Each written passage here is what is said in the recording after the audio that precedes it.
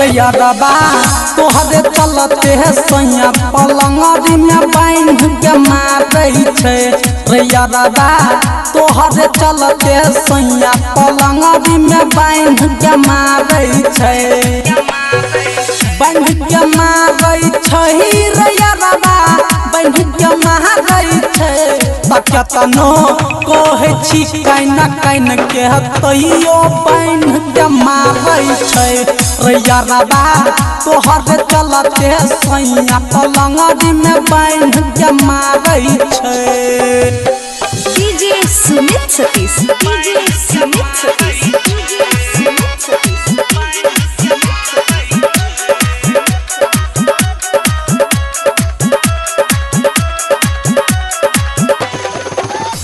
तमिल तोरा सगलियो रैयारबा देखल को सरपंच बा। रैयारबा देखल को सरपंच बा।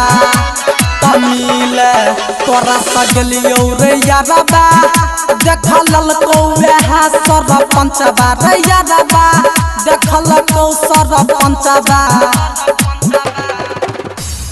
केतनो कहै छियै हम काइन के कहियो जान के मारै छै। रैयारबा तोहरे चलते सैया पलंगरी में बांध के मारै छै। DJ Sumit Satish, DJ Sumit Satish, DJ Sumit Satish.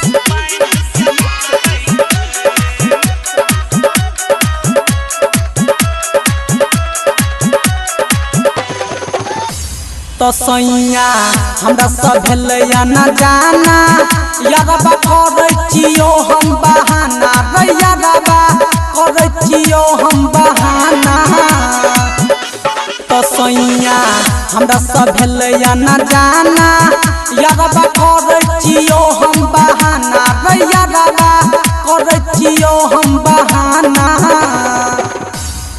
Ankit Sanjeet Balram कसैया फाइन फाइन के मारै छौ।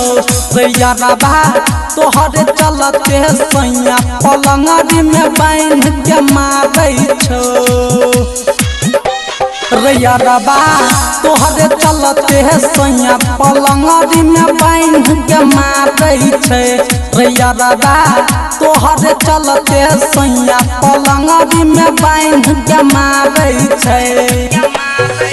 बांध के मारै छै रैयारबा बांध के मारै छै।